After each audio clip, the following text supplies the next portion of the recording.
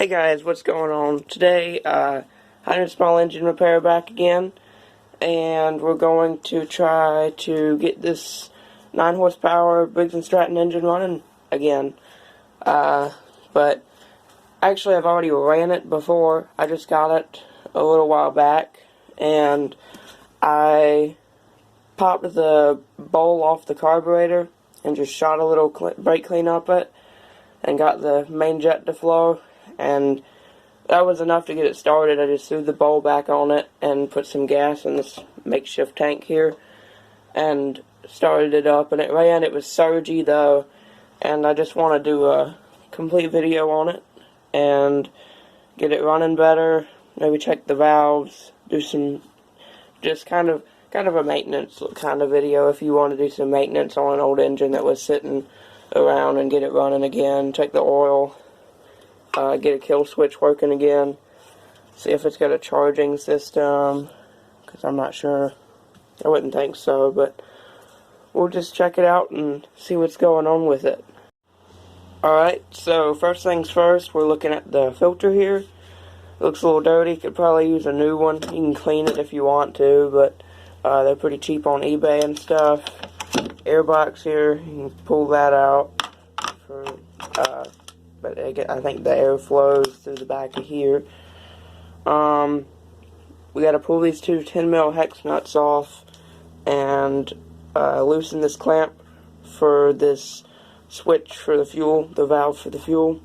Remember, turn it off is always, or on is always the direction of the fuel line, and off is the opposite. So we're just going to pull those two nuts out, and I'll be back. Okay, so I'm pulling these nuts off, and then we can pull this big cover off of here. Set that to the side. Got our gasket here. Doesn't look too bad.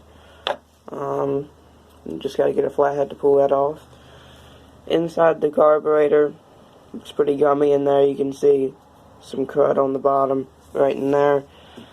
Yeah, we'll pull that off. This crankcase vent goes into the back there. I guess it just sticks in. It's kind of a weird design, but yep, just gonna pull that off. Head screwdriver.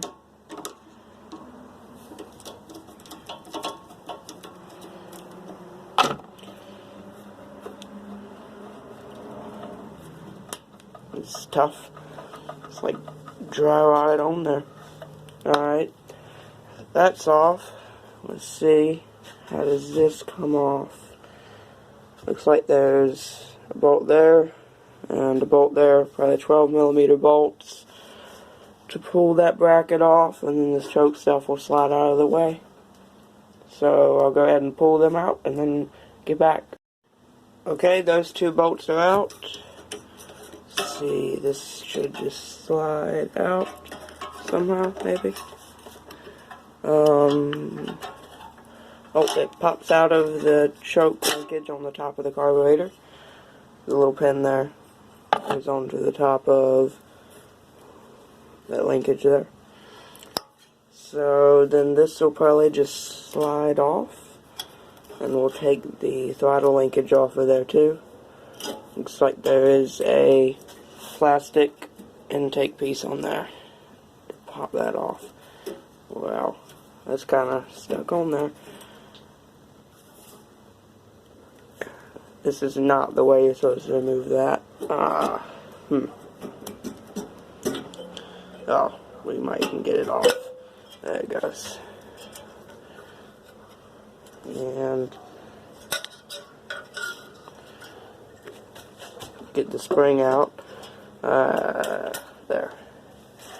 Okay, so there's that. There's the carburetor off. There's an intake piece. It's kind of a weird looking piece there to fit the carburetor circle hole to the not circle hole on the intake, or the head. So that's kind of a weird thing there. Gasket looks okay.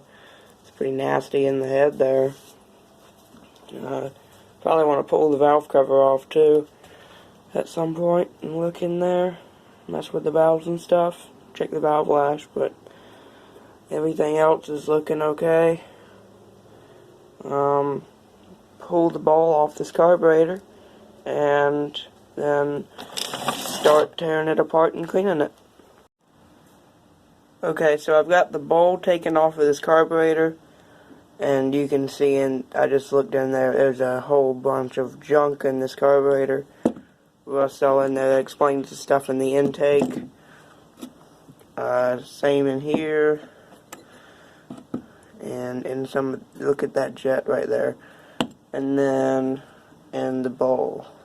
So, yeah, I haven't cleaned any of that or anything, but we're going to clean this out and take the needle and seat out probably, and all of this, and clean that all out. That is bad. So just brake clean, carburetor clean, whatever. And I've got these they're like little brushes inside there.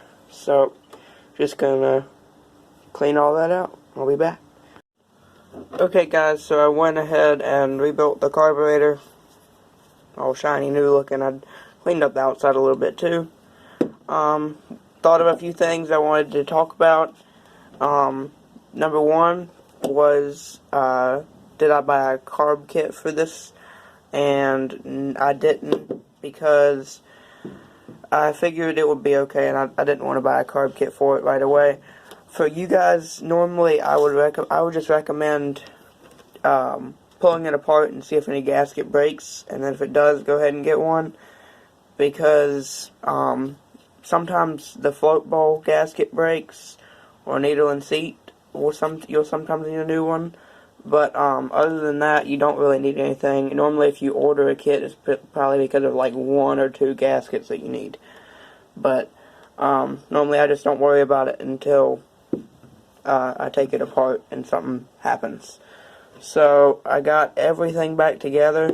I think I'm gonna loosen this bolt and reposition the drain on the float so that you can drain it from when it's on there with the airbox on and everything. So I'm going to reposition that and then put this back on there. Okay, I've got everything back up there. I did the plastic piece way back there for the carburetor, don't forget that. Then the carburetor, then slide this piece on with the carburetor and the choke. Don't forget your throttle linkage you got to hook up to with the spring. And then now we're up to here. And we just have to do the airbox. Go ahead and put that back on. There's a hose back here. That is the crankcase vent. Just gonna try our best to get that on there. And put that on there with it. And then we can bolt that up. I think this piece was on there too, was missing off of it. This is a for backfires. It won't light the air filter on fire. Might put that on there too. And then just the air filter. So I'm gonna go ahead and put that on real quick, because that's pretty easy. And then we'll try and start it up, I think. Okay, so like I said before, the filter, I really need a new filter for this. Pull this out. But I don't have one, so we're just gonna roll with this one, and then make sure that your throttle is not stuck after you did that, because I've had that happen before. That's not good. And it's good to see if your choke works too, which I can hear and see it working in there. So I think it's time to put some gas in it and start it up.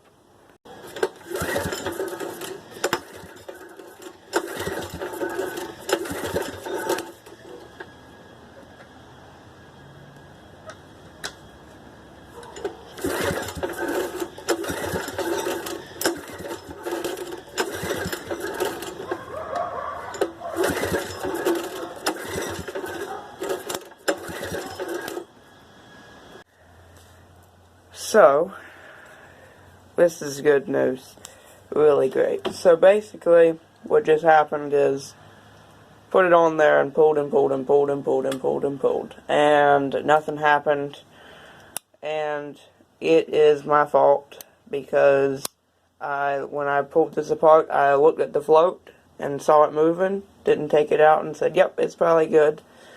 And then it was stuck. So, pulled it back out and saw the float was stuck, and pulled the float out, and the pin here, pulled the pin out, and it was so stuck in there, it broke the ear off of the carburetor. Well, I don't have another carburetor for this, so that's a really sad ending to this video. Hey guys, what's going on? So, I'm back with this 9 horsepower Briggs Stratton engine. Last video, which I'm not sure if it's going to be in the same video or not.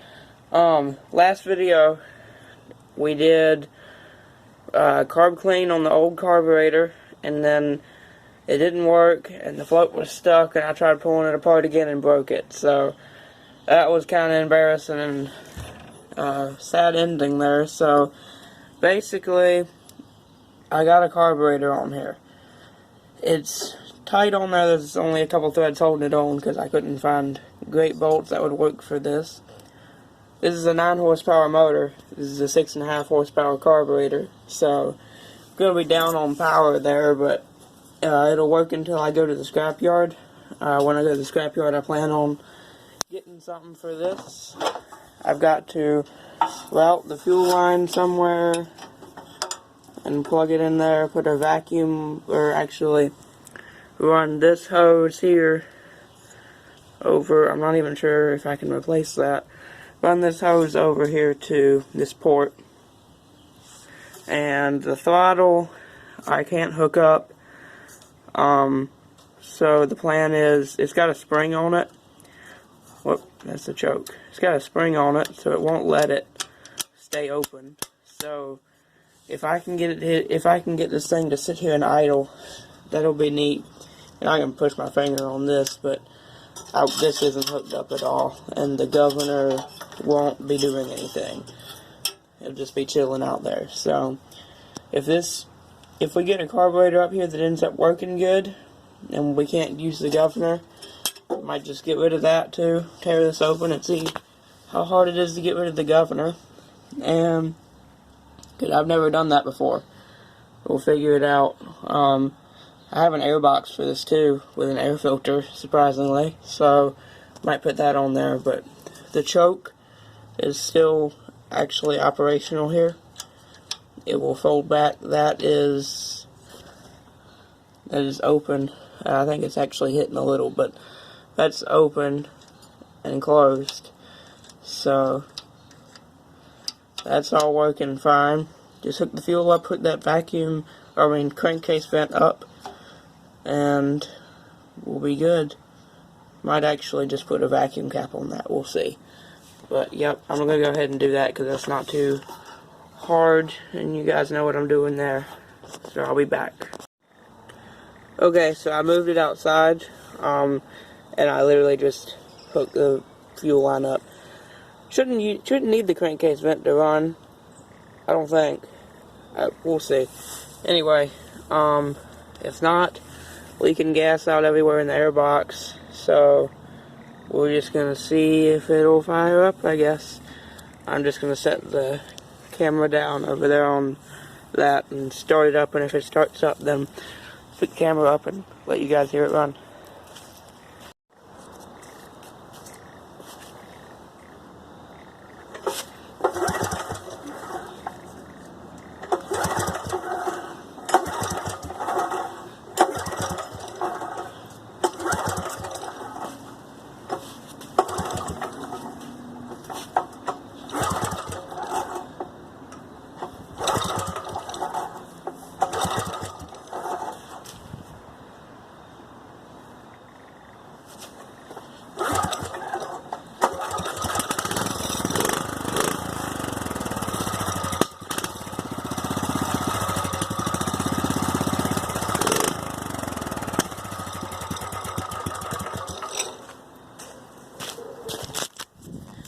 it ran. I couldn't take my finger off the throttle, so I have to up the idle up a little bit. That's pretty crazy. That's a 6.5 horsepower carburetor, and it just started that up really easy. Let's see here. Not that one.